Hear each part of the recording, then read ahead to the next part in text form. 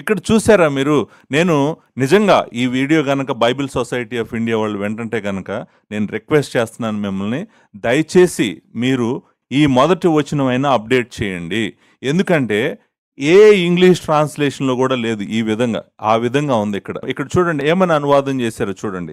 ఏమని అనువాదం చేశారంటే, మన దేవుని యొక్కయు రక్షకుడైన యేసుక్రీస్తు యొక్కయు నీతిని బట్టి అని ఉంది కదండి. నిజానికి అలా లేదు గ్రీకులో. గ్రీకులో ఎలా ఉందో చెప్పమంటారా? మన దేవుడును రక్షకుడైన యేసుక్రీస్తు యొక్క నీతిని బట్టి అని ఉందండి. అలా ఉంది ఎగ్జాక్ట్గా గ్రీకులో. కానీ ఇప్పుడు ఏం చేసింది తెలుగు బైబిల్ ఏం చేశారంటే, మన దేవుని యొక్కయు రక్షకుడైన యేసుక్రీస్తు యొక్క నీతిని బట్టి అంటే మనము దేవుడు వేరు రక్షకుడైన క్రీస్తు వేరు అని అర్థం చేసుకోవడానికి అవకాశం ఉంది. కానీ గ్రీకులో అలా లేదు. దయచేసి ఈ వరుస ఒక్కదానికైనా కూడా నిజానికి బైబిల్ అప్డేట్ చేయాల్సిన అవసరము ఉందండి. ట్రాన్స్లేషన్స్ చూడండి, ట్రాన్స్లేషన్స్ మోస్ట్ ఫేమస్ ట్రాన్స్లేషన్స్ అన్నీ కూడా నేను ఇంగ్లీష్లో ఫేమస్ ట్రాన్స్లేషన్స్ అన్నీ కూడా నేను చదువుతాను. అన్నిట్లో ఒకే విధంగా ఉంది. మీరే వినండి, మీరు విని అర్థం చేసుకోండి. అసలు ఒరిజినల్ గ్రీక్లో ఏముందో మీకు అర్థమవుతుంది. ఈఎస్విలో ఈ విధంగా ఉందండి, hour God and saviour Jesus Christ అని ఉందండి. ESV is a cross way publication and ప్రపంచంలో ఇప్పుడు ఎక్కువ వాడుతున్నటువంటి ఇంగ్లీష్ ట్రాన్స్లేషన్ ఈఎస్విని. ఈఎస్విలో ఏమని రాశాడు?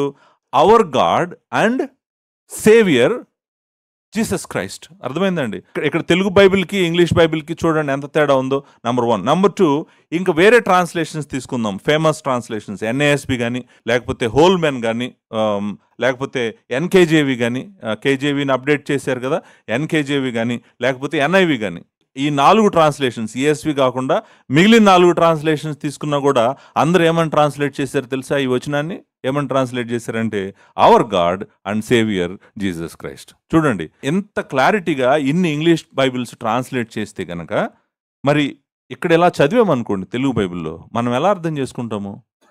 పేతురు ఏం చెప్తున్నాడంటే, మనకి తండ్రి అయిన దేవుడి గురించి మాట్లాడుతున్నాడు, అలాగే రక్షకుడైన ప్రభు గురించి మాట్లాడుతున్నాడు అని అనుకోవటానికి అవకాశం ఉంది. కాబట్టి నిజంగా ఇది అర్జెంటుగా అప్డేట్ చేయాల్సినటువంటి ఒక వచనము.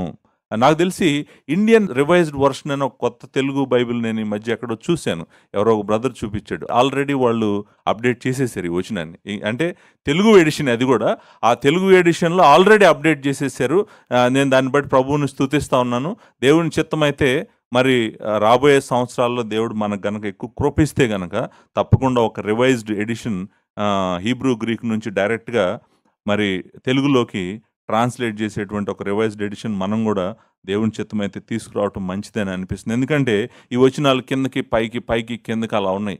మరి వాక్యం చెప్పేటప్పుడు ఒక కాపరి ఎలా చెప్తాడు? మొదటి వచనం తర్వాత 3వ వచనం అడ్డం వస్తుంది, 2వ వచనం కిందకి వెళ్ళిపోయింది. అలా చెప్పాడు అనుకోండి, నేను చెప్పేటప్పుడు కూడా నాకు చాలా కష్టం అవుతుంది అనమాట ఒక పాస్టర్ గారు చెప్పడానికి. కాబట్టి ఇది మీరు గమనించాల్సినటువంటి ఒక మేజర్ చేంజ్. మీరు దయచేసి అక్కడ రాసుకోండి, మన దేవుడును రక్షకుడైన యేసుక్రీస్తు యొక్క నీతిని బట్టి అని ఉండాలన్నమాట. అలా మీరు దయచేసి తెలుగు బైబిల్లో అప్డేట్ చేసుకోవాలని మిమ్మల్ని అందరినీ నేను రిక్వెస్ట్ చేస్తా ఉన్నాను.